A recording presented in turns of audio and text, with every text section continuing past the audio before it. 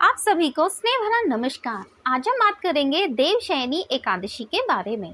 देवशयनी एकादशी का बहुत ही बड़ा महत्व होता है। एकादशी के दिन भगवान विष्णु की पूजा अर्चना की जाती है। इसे हरिशयनी एकादशी के नाम से भी जाना जाता है। आषाढ़ मास के शुक्ल पक्ष की एकादशी को आषाढ़ी एकादशी, हरिशयनी एकादशी, पद्मनाभा एकादशी के नाम से जाना जाता है। इस बार देवशयनी एकादशी का व्रत 29 जून को रखा जाएगा। आइए जानते हैं देवशयनी एकादशी का महत्व और पूजा विधि के बारे में। देवशयनी एकादशी का बहुत ही विशेष महत्व होता है। देवशयनी एकादशी भगवान विष्णु के आराम का समय होता है, यानी इस दिन से भगवान विष्णु 4 महीने के लिए शयन करने के लिए चले जाते हैं। इसी के साथ ही इस दिन से चतुर्मास का समय भी शुरू हो जाता है। ऐसे में अगले 4 महीने तक कोई भी शुभ कार्य का आयोजन करना वर्जित माना जाता है, यानी कोई भी शादी ब्याह का आयोजन करना वर्जित माना जाता है। जैसा कि हम जानते हैं कि व्रत 29 जून को रखा जाएगा, इसलिए देवशयनी एकादशी का आरंभ 29 जून को सुबह 3:18 से शुरू होगा और अगले दिन 30 जून को दोपहर 2:42 तक रहेगा। इसीलिए उदया तिथि होने के कारण 29 जून को ही व्रत रखा जाएगा। हम जानते हैं पूजा विधि के बारे में। देवशयनी एकादशी भगवान विष्णु को समर्पित है। देवशयनी एकादशी के दिन व्रत करने से भगवान विष्णु बहुत ही प्रसन्न होते हैं। इसके अलावा इस दिन पूजा में तुलसी का प्रयोग करना बहुत ही ज़रूरी होता है। जी हाँ, भगवान विष्णु को जो भी आप भोग अर्पित करें उसमें तुलसी पत्र अवश्य डालें, जिससे भगवान विष्णु बहुत ही प्रसन्न हो जाते हैं। अगर उनके भोग में तुलसी पत्र नहीं होता है तो भगवान की पूजा अधूरी मानी जाती है। इसलिए भगवान जी के भोजन में जो आप भोग अर्पित कर रहे हैं भगवान विष्णु को, उसमें तुलसी पत्र अवश्य डालें। आप तुलसी पत्र उसी दिन ना तोड़ें, आप एक दिन पहले तुलसी पत्र तोड़कर रख लें और भोग में आप तुलसी पत्र डालकर ही भगवान विष्णु को अर्पित करें। देवशयनी एकादशी के दिन आपको सुबह जल्दी उठकर स्नान आदि करना है और फिर आपको साफ वस्त्र धारण करना है। इसके बाद भगवान विष्णु का जल से अभिषेक करें, उनका ध्यान करें। फिर भगवान जी को पीले फूल, पीला चंदन, अक्षत, नैवेद्य अर्पित करें। इस बात का खास ख्याल रखें कि भगवान विष्णु को इस दिन आप जो भी भोग लगाएं उसमें तुलसी पत्र जरूर डालें। इसके बाद भगवान विष्णु के मंत्रों का जप करें, साथ ही भगवान विष्णु के स्तोत्र का पाठ भी करें।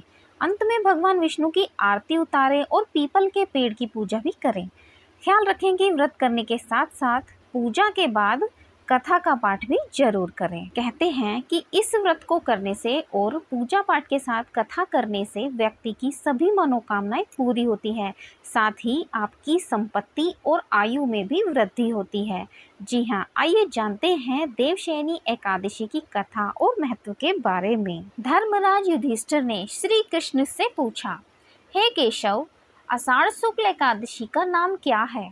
इस व्रत के करने की विधि क्या है और किस देवता का पूजन किया जाता है? कृपया करके आप मुझे यह बताइए। श्री कृष्ण कहने लगे कि हे युधिष्ठिर, जिस कथा को ब्रह्मा जी ने नारद जी से कहा था वही मैं तुमसे कहता हूँ। एक बार देवऋषि नारद जी ने ब्रह्मा जी से इस एकादशी के विषय में जानने की उत्सुकता प्रकट की। तब ब्रह्मा जी ने उन्हें बताया कि सतयुग में मानधाता नामक एक चक्रवर्ती सम्राट राज्य करते थे।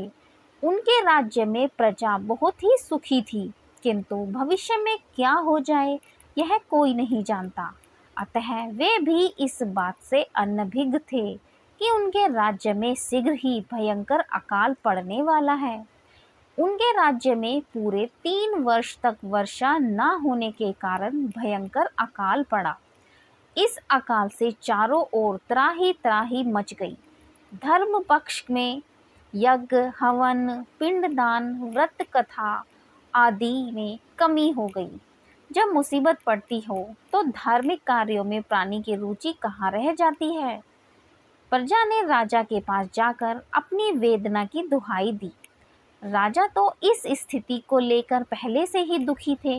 वे सोचने लगे कि आखिर मैंने ऐसा कौन सा पाप कर्म किया है जिसका दंड मुझे इस रूप में मिल रहा है। फिर इस कष्ट से मुक्ति पाने का कोई साधन करने के उद्देश्य से राजा सेना को लेकर जंगल की ओर चल दिए।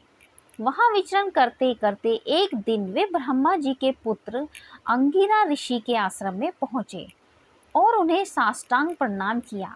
ऋषिवर ने उन्हें आशीर्वाद के उपरांत उनकी कुशलता पूछी। फिर जंगल में विचरने व अपने आश्रम में आने का प्रयोजन जानना चाहा। तब राजा ने हाथ जोड़कर कहा, महात्म्य, सभी प्रकार से धर्म का पालन करता हूँ, फिर भी मैं अपने राज्य में दुर्भिक्षुक का दृश्य देख रहा हूँ। आखिर किस कारण से ऐसा हो रहा है? कृपया इसका समाधान करें।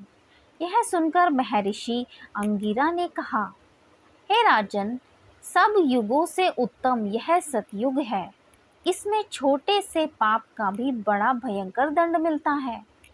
इसमें धर्म अपने चारों चरणों में व्याप्त रहता है।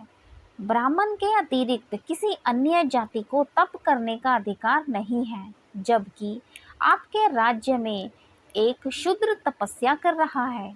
यही कारण है कि आपके राज्य में वर्षा नहीं हो रही है। जब तक वह काल को प्राप्त नहीं होगा, तब तक यह दुर्भिक्षक शांत नहीं होगा। दुर्भिक्ष की शांति उसे मारने से ही संभव है। किंतु राजा का हृदय एक नर अपराध शूद्र तपस्वी का समन करने को तैयार नहीं हुआ। उन्होंने कहा, हे देव, मैं उस निरपराध को मार दूं, यह बात मेरा मन स्वीकार नहीं करता। कृपया करके आप कोई और उपाय बताइए। महर्षि अंगिरा ने बताया, आषाढ़ माह के शुक्ल पक्ष की एकादशी का व्रत करें। इस व्रत के प्रभाव से अवश्य ही वर्षा होगी। राजा अपने राज्य की राजधानी में लौट गए और चारों वर्णों सहित पद्म एकादशी यानी शयन एकादशी की विधि पूर्वक व्रत किया और व्रत के प्रभाव से उनके राज्य में मूसलाधार वर्षा हुई तथा पूरा राज्य धन धान्य से परिपूर्ण हो गया। ब्रह्मा व व्रत पुराण में देवशयनी एकादशी के विशेष महत्व का वर्णन किया गया है।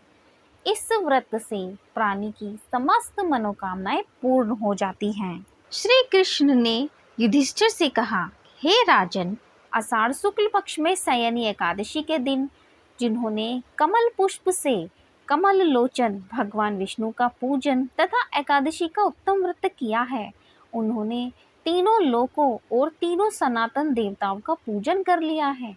हरिशयनी एकादशी के दिन मेरा एक स्वरूप राजा बलि के यहाँ रहता है और दूसरा क्षीर सागर में शेष शैया पर होता है। जब तक आगामी कार्तिक की एकादशी नहीं आ जाती, तब तक आषाढ़ शुक्ल एकादशी से लेकर कार्तिक शुक्ल एकादशी तक मनुष्य को भली भांति धर्म का आचरण करना चाहिए। जो मनुष्य इस व्रत का अनुष्ठान करता है वह परम गति को प्राप्त होता है। इस कारण यत्र पर्वक इस एकादशी का व्रत करना चाहिए। एकादशी को रात में जागरण करके शंख चक्र और गदा धारण करने वाले भगवान विष्णु की भक्ति पूर्वक पूजा करनी चाहिए। ऐसा करने वाले मनुष्य के पुण्य की गणना करने में चतुर्मुख ब्रह्मा जी भी असमर्थ हैं। हे राजन, जो इस प्रकार भोग और मोक्ष प्रदान करने वाले सर्व पापहारी एकादशी के उत्तम व्रत का पालन करता है, वह जितना भी चांडाल हो, वह संसार में सदा ही मेरा प्रिय होता है। जो मनुष्य दीपदान पलाश के पत्ते पर भोजन करते हैं और व्रत करते हुए चौमासा व्यतीत करते हैं, वे मेरे प्रिय हैं। चौमासे में भगवान विष्णु सोए रहते हैं, इसलिए हर मनुष्य को इन 4 महीनों में बहुत ही पूजा पाठ भजन कीर्तन आदि करना चाहिए, जिससे भगवान विष्णु का बहुत ही हम पे आशीर्वाद बना रहता है। अब जान लेते हैं कि देवशयनी एकादशी के दिन कौन से उपाय करना बहुत ही महत्वपूर्ण होता है। पहला उपाय है, देवशयनी एकादशी के दिन भगवान विष्णु की पूजा के साथ ही भगवान विष्णु को पंचामृत से अभिषेक कराएं। ऐसा करने से व्यक्ति के सभी पापों से मुक्ति मिल जाती है और घर में सुख शांति आती है।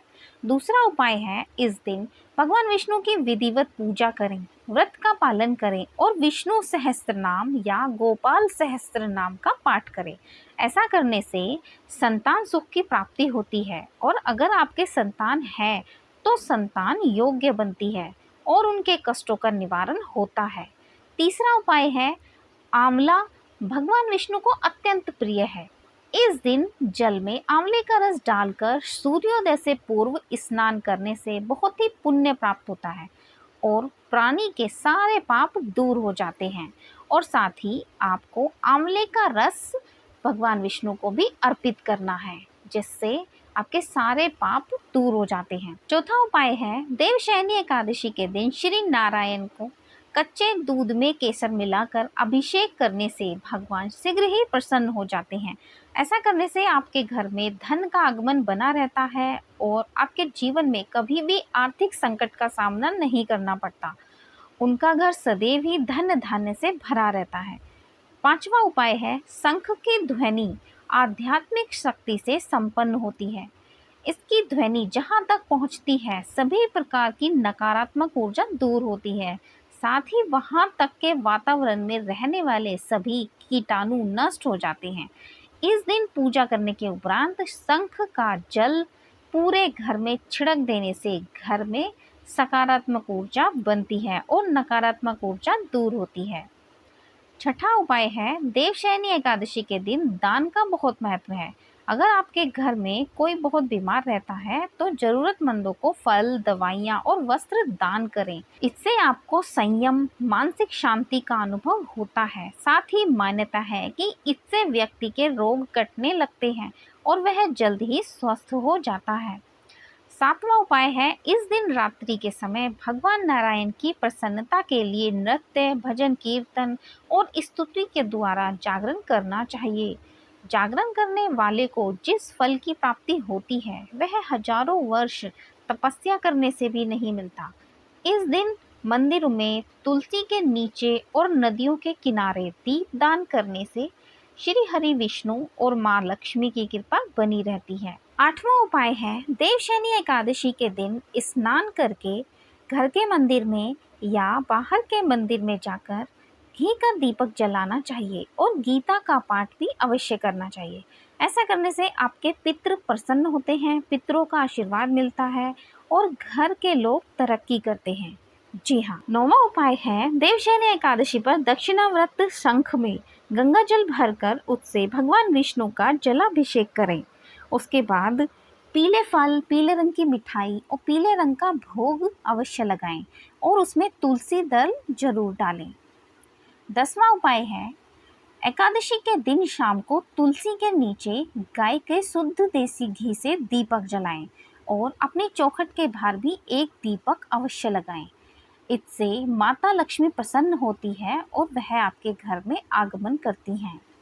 11वां उपाय है कहते हैं कि पीपल के पेड़ में भगवान विष्णु का वास होता है। ऐसे में एकादशी के दिन पीपल के पेड़ के नीचे जल अर्पित करें और शाम के समय में एक घी का दीपक पीपल के पेड़ के नीचे भी अवश्य जलाएं। साथ ही इस दिन जरूरतमंद व गरीबों को अपनी सामर्थ्य अनुसार दान पुण्य भी अवश्य करें। ऐसा करने से भगवान प्रसन्न होते हैं और हम पर उनकी कृपा हमेशा बनी रहती है।